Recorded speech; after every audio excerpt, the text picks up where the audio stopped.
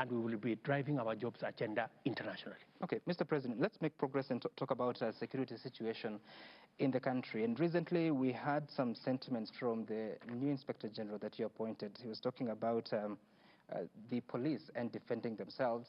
We also had the Deputy President, Rigathi Gachagua, saying that the police must protect themselves, do not provoke them. And this is coming at a time that it's just over 100 days that you said that there will be no extrajudicial killings in this country. So when IPOA comes and complains, then they're called busybodies by officers that you've appointed. How do you explain that? And what is the agenda of the government moving forward to ensure that there will be no such kind of activities? Let me repeat, for the avoidance of doubt, there will be no extrajudicial killings in the government of Kenya under my administration. Yeah? That is a chapter we must close and weld and bold and put it behind us. The police, I have sat down with the command of the police from the IG downwards, and we have agreed that they will operate within the law. Operating within the law includes defending themselves. Yeah? They are licensed to use firearms to deal with criminals, but to also defend themselves. Because if they don't defend themselves, they won't even be there to sort out the criminals. So let us not, I don't think the Deputy President or indeed the IG said that they want to continue with extrajudicial killing. That is not our policy, and we are all aligned as government. I have, as an administration, I have said we are going to respect and we are going to work with all institutions that makes sure that government works in a manner in which that's supposed to work, respecting the rule of law constitutionally. So the Independent Police Oversight Authority has our support. We are going to fund them. We are going to support them. And in fact, already, I have told them that they must begin to give us a program on the investigation of how we ended up with close to 200 Kenyans being killed and dumped in rivers. They must come. They must come to the country and tell us, right? And so whenever you find this institution maybe saying something contrary with another institution, that's the beauty of democracy. That's the system of checks and balances. That's why the opposition, sometimes they don't agree with me or they don't agree with government, but that does not mean that we have war, you know? It is this is how the system is meant to work. Every institution is supposed to check the other institution. Mr. President, and to make sure that everybody has a constitutional mandate. Everybody must operate within their constitution. If the constitutional mandate of IPOA is to make sure that there are no excesses in the police, that is their duty, and they must carry out that duty. Mr. President, I'm here wondering, you have been a subject of harassment by police officers and some of your allies too. And police officers claimed they were following or operating within the law. When you say that they, in defending themselves, they're operating within the law, it appears like there's a way police understand the law and how Kenyans understand it. So my question to you is, give a clearer direction when you say that they can defend themselves within the law, because sometimes operating within the law has different meanings. The police not can, they must defend themselves. That's the law, you know. They must defend themselves. They cannot put themselves at risk, you know, and be able to continue being a police force that helps us sort out our security. But, yes, I have been a subject of harassment by the police. But you heard me. I spoke clearly, with clarity, and I told the IG and all the commanders who came here from every county that they have no business carrying out political orders. Let them go and read the Constitution and read the law, you know. And I have told them there is no government person or opposition person. We are all taxpayers. They must protect all Kenyans the way they protect the president. Yeah? Whether they voted for the opposition or they voted for the government party, that's not the place of the police to go and choose and pick. All Kenyans, irrespective of how they voted, are taxpayers. They are entitled by right to protection under the law by our security agencies. And they have it very clear. I have told them, I have called the provincial administration, the national government administration officers, from the regional commissioner to the county commissioner, and I have told them it is not in their place to play politics. Yeah? His Excellency, are you aware? They must respect every elected leader, whether they are elected, and work with every elected leader, whether they are elected on the government side or on the opposition side. An elected leader is an elected leader.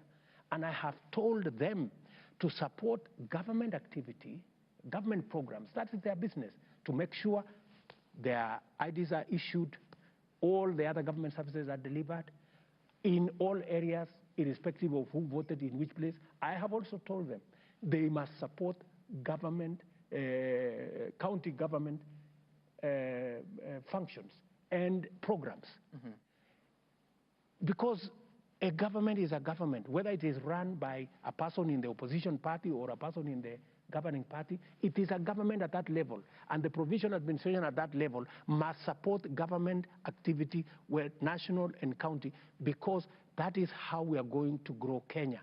Government functions, government programs that support the people of Kenya must be supported by all government people. Mr. President, are you aware that we have about 750,000 pistols and rifles in private hands, of course, more than the police and military combined?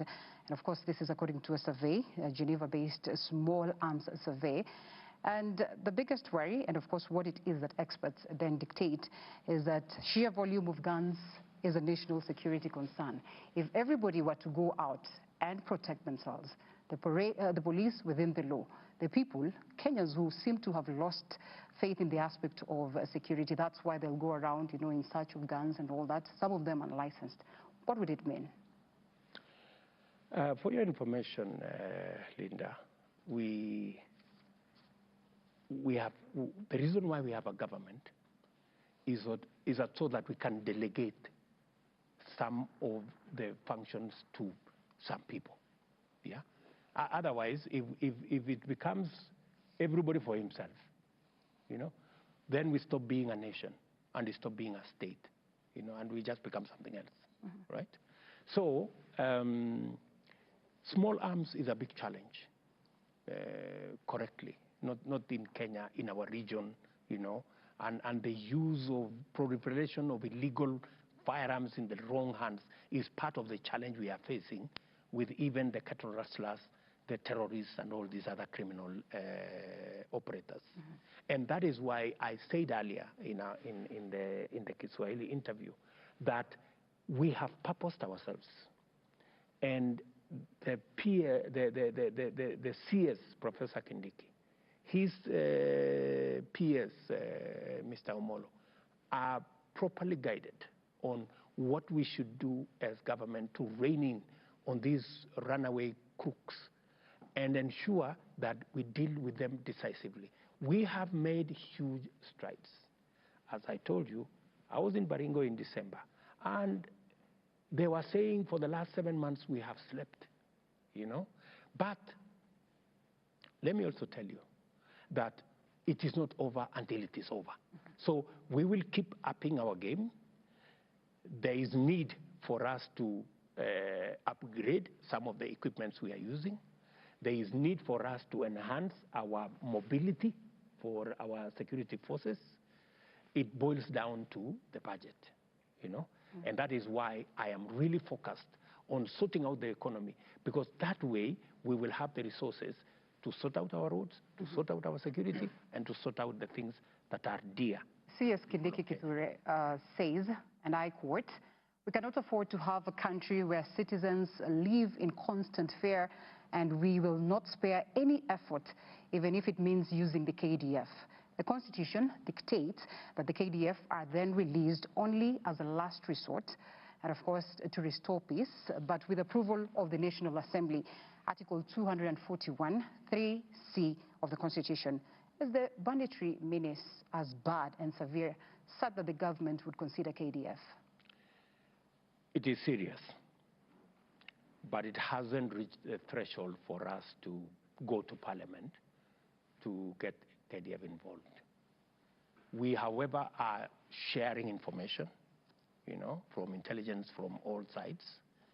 We are sharing facilities and resources, and in some of the areas, we are making the decision that it's good to have security installations in some of these areas.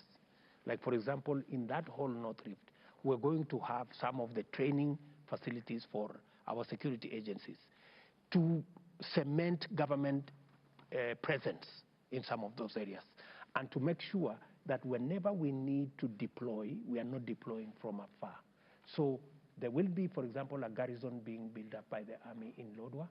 There will be another garrison that will be built in the Suguta Valley, to make sure that people feel, because security is also presence, real presence. So we are deploying, all manner of interventions and strategies to make sure that we manage our security. Why don't we have a commission that, of course, a commission of inquiry that then would look into the extrajudicial killings, now that you mentioned the River Yala cases, and as well the involvement of IPOA and IMLUs and all that? I already had a thorough meeting with IPOA, and we have agreed with them that it is not necessary for me to establish another task force when IPOA is there, and it is squarely within their mandate to tell us how did Kenyans end up being killed in this manner. And then it was business as usual. 30 bodies in Yala, there's 17 bodies in Garissa. I don't know how many bodies were. People, there was a container here at the Nairobi area where people were being slaughtered in a police station. How did we end up there? What kind of rogue, institution? And that is why I fired that Kinoti man, because, it's not right, good people. Should there be responsibility more than just firing? Of course, there will be responsibility. He did not resign? You fired him? We'll have another. Okay, can we move this forward, Your Excellency? Since you're talking about